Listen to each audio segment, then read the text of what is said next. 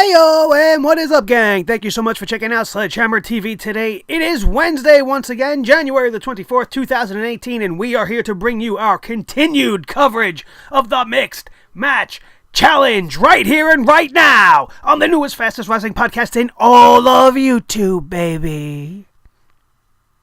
The Sledgehammer Wrestling Show. So let's do it.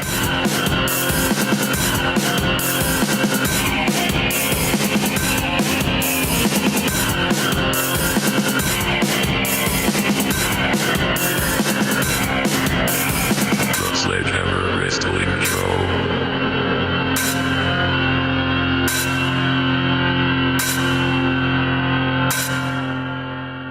Alright, wrestling fans, thank you so much for joining me once again today. My name is Nick Nightmare. Along with me, as always, is my trusty companion, my loyal tag team partner, and the World Heavyweight Champion of Microphones, Blue the Snowball. Check him out. Look at my little buddy. So proud to be wearing this belt, just like AJ Styles nowadays. And we are here to talk about the Mixed Match Challenge, week number 2. Episode number 2, match number 2. And if you watched anything that I did on the Mixed Match Challenge week number 1, you will know that as we were talking about this match, especially in the preview show, I was not looking forward to this match as much as I was the first match. Not nearly any comparison. You had Shinsuke Nakamura and Finn Balor going to go head to head in that tag team encounter, which was great last week. And this week, we were going to see Asuka versus Big Carm. We got the team of the Miz and Asuka versus Big E and Carmella. And I was not expecting anything good going into this match. I mean, how could you? There was so much that already told you that the Miz and Asuka were going to win and advance in this tournament. Never mind the fact that Asuka was part of the team. That in and of itself made you think, well, this team's going to win. But you factor in the fact that on Monday night, The Miz won the Intercontinental Championship. You're going to give him a loss in this tournament to a guy like Big E after he just took out the Golden Boy? The big golden dog? They're not going to do that. They're definitely not going to do that. They were already going to win just based off of Asuka's participation and being part of that team. So I didn't expect much. And I also expected to be very disappointed with the way that the match was going to go down altogether. And I'm happy to report that that is not the case. And I don't know if it's just the feeling of the Mixed Match Challenge, like we said last week, and I'm sure we will continue to repeat ourselves, because this seems to be the theme of the show, is they want you guys to have fun. And it seems like they want the wrestlers to go out there and have fun. And there's no commercial breaks. There's no time constraints. There's nothing that they really have to worry about as far as producing this one match. So I'm a little bit upset with myself that I didn't give these guys any credit. We are talking about The Miz. He's not a slouch. He is a safe wrestler. I'm not saying he's one of the greatest of all time. He's a very safe wrestler. He tries not to get hurt. And why is everybody looking at that like it's a bad thing? The guy tries to be safe. He's trying to protect his career, protect his longevity. And at the same time, by wrestling that style, he's protecting you, the opponent, as well.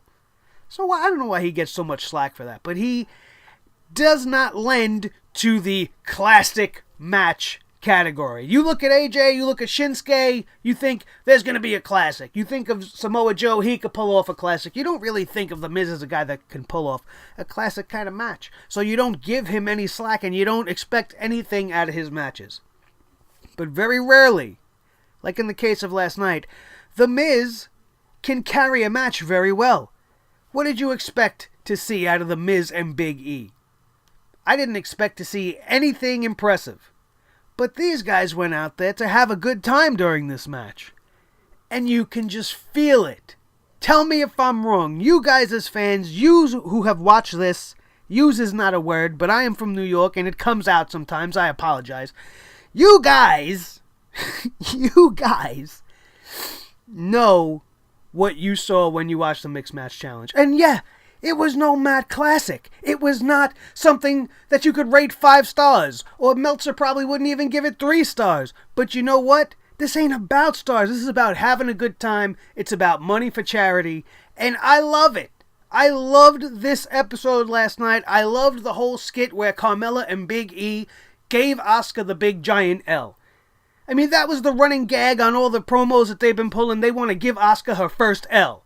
And she's going to take this L. Take this L. It was funny stuff. The promo stuff, like I've been saying, it's coming across more natural, more organic. They're not scripted. They're just riffing with each other. And they came up with this take this L.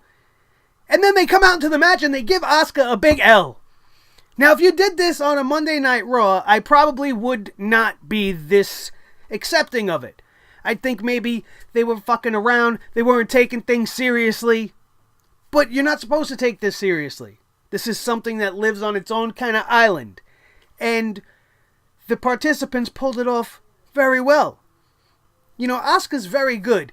Everybody can assume she doesn't understand English all she wants. This girl knows English. She can speak English. Not, without her accent. It is a very broken English. But she's better than Shinsuke. That's a fact. But she's playing that I don't understand. I'm so tiny and small and I'm Chinese and I don't understand the Japanese. Excuse me, I don't understand. She's playing you all. She understands everything. She might not be able to speak it as well as she likes. But let me tell you something. The interviews between The Miz and Asuka need no Asuka English. Because they are perfect. The Miz, who is the braggadocious loudmouth, in every single promo segment with Asuka as his partner, has started going off on his rant, doing his Miz thing, and then Asuka would just cut him off. And to us in America that don't understand Japanese, sounds like she's just screaming like a mad dog. Sounds like an absolute wild woman. And the fact that you know that there's a message in there makes it even more entertaining. It's like, I don't know what the fuck she just said, but that was awesome. And The Miz knows it, and he would just be like, yeah, exactly. It's fucking great. It's great. And everything that they did in this match was very good. I loved the dueling it kicks. They want to call them the it kicks now. They're yes kicks. Daniel Bryan's signature move that The Miz stole. And they were doing it one after the other. Miz would hit E, and then Asuka hits Carmella. Carmella looked like she was not having a good time. Every single time she absorbed one of these blows, it was all she could do to keep herself from falling her ass down. It was absolutely great. And in the end, everything that I expected to happen in this match happened anyway, although it happened way better than I expected it to go down. And Asuka would finally get her hands around Carmella, lock in that armbar, and force Carmella to tap. I told you as soon as these two got into the ring and it got serious, it was over. I was very, very worried that they were going to make Carmella try to look like something special. And they didn't go overboard with it, so that's why I'm okay with it. Every time she got into the ring, she was very much trying to quickly get out. The whole segment with the L, like I said, was fantastic. And then when they got into the ring to begin this finishing segment, or to end the match, I should say. Well, I don't know why I'm trying to be so eloquent and so different finishing segment. Get the fuck out of here. When they were trying to get into the end of the match, going towards the end of the match there, Carmella hit Asuka with a kick that, oh my god, almost took the poor Empress of Tomorrow's heads clear off her shoulders. And Asuka was down. And immediately I was like, uh-oh, this doesn't bode well. This is not going to be good for the review on this show when I go off on how they made Asuka look so bad. But then the camera goes back on Asuka, and she's like already shaking it off, and she's pretty pissed. And then Carmella would continue to antagonize her, feeling like she has the upper hand, not really realizing who she's in there up against, and she's mushing Asuka. And she's giving her baby slaps to the face, and Big E's in the corner like, no, stop, don't do that. And then finally Asuka would just tear her apart, give her a hell of a knee to the face, and end up wrapping her up in that armbar. The Miz would run around ringside and pull Big E down from the ring ropes so that he could not get in there and break up the 3 count. And The Miz and Asuka would win and advance, much like we all expected. No surprise here. The surprise is how good the match was. If you didn't enjoy that match, then you don't like fun wrestling. There are many different kinds of wrestling. The WWE doesn't know on the main shows the appropriate time to do these things. For example, on SmackDown, they want to have fun wrestling in the tag team division. That's not the place for fun wrestling. There is a place for fun wrestling in the mid-card. There is a time and place for tag teams to have a good time as well. But on the main roster, when things are so bad, you have no forgiveness and no tolerance for these shenanigans when you're watching a SmackDown Live. That's absolutely ridiculous. And you're watching a Raw 25th anniversary show that after the first 20 minutes, you just wanted to change the channel again. You were wishing that WCW won the Monday Night Wars. You don't feel that way when you watch the Mixed Match Challenge. It feels like you're watching an old school episode of wrestling. These guys are going out there and having a good time. And if they're having a good time, you're having a good time. It's just going to radiate through the TV screen. You can feel it in the crowd. The crowd seemed to not really be into it at the beginning of the whole thing. Once the entrances were over, the crowd was kind of out of it. But they drew them back in because these guys were having fun. The facials, the reactions, the interactions with one another, absolutely fantastic. I cannot wait until next week's episode. Probably my favorite part of tonight's episode was getting to see the promos coming up for the participating teams in next week's matchup. Alexa Bliss and Braun Strowman. Beauty and the Beast, the Goddess and the Monster. Their promo was great. Braun Strowman's got the camera in his face and he looks obviously like he's towering over the world, which he does. And then he just kind of leans back and then Alexa Bliss is standing there and she says whatever she had to say. And then he pats her on the head like a little puppy dog. And they're having a blast. Nobody wrote what they had to say. They just said it. On the opposite side of things, we had the reddest team I've ever seen. Sami Zayn and Becky Lynch. They are going to be facing this team and they are going to be losing. They are going to be losing to this team. I'm sorry, Becky Lynch. It doesn't matter whose favorite wrestler you are. It doesn't matter that you're with Sami Zayn, who's in the main event picture. Nobody is going to stop Alexa Bliss and Braun Strowman. They are my pick to win this whole thing, even over the Miz and Asuka. I think they will find a way around that. They will probably just make Braun Strowman beat the Intercontinental Champion in that matchup, if that ends up being the finals, because I see Asuka going all the way to the finals versus Bliss and Braun.